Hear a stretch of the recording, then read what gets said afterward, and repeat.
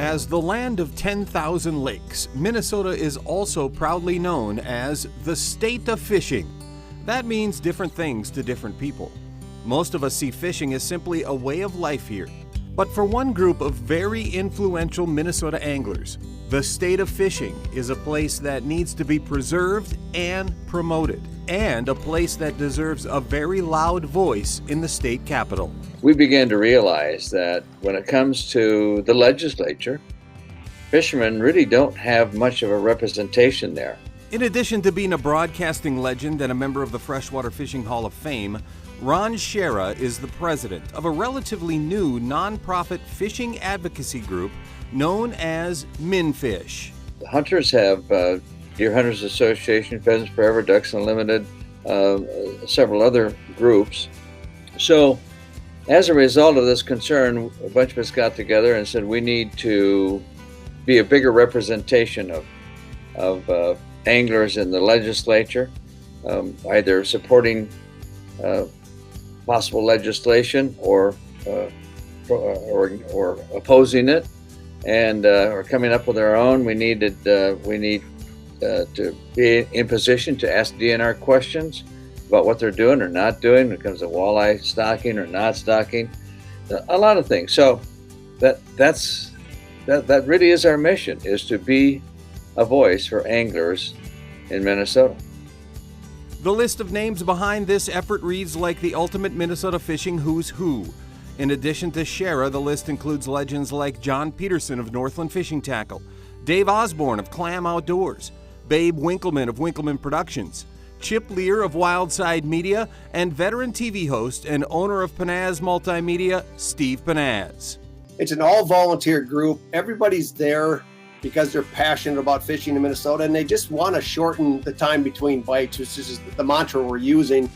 And I've had a chance to be on the board for a couple of years now, and what's blown me away is just the enthusiasm for fishing in the state and really the desire to improve it for everybody. And I think it's a very pure mission.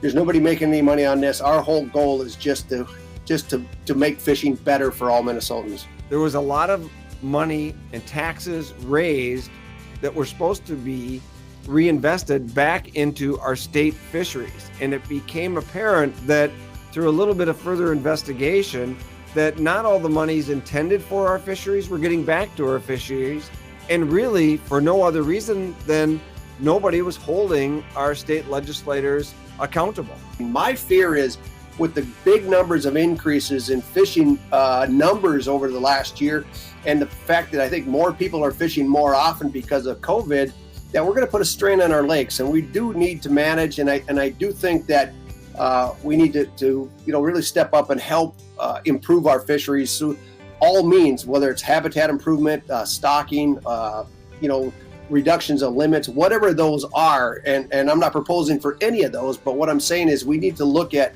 what's holding our fisheries back and what can we do to improve them. And I think MinFish has that voice for the anglers, and I think we have the ear of the right people. And so now it's just making sure that we can move ahead as strongly as possible.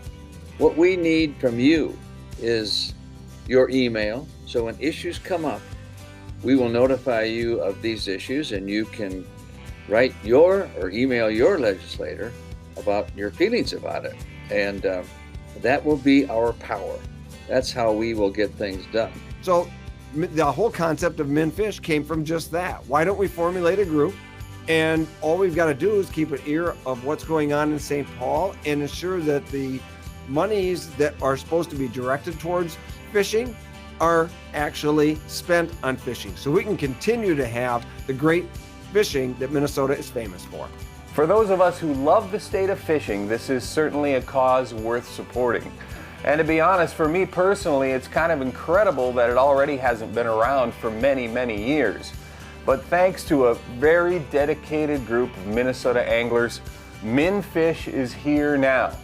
And the more of us that can get involved and use our voices to promote the sport we love, we can ensure that our Northland Outdoors will always be home to the state of fishing.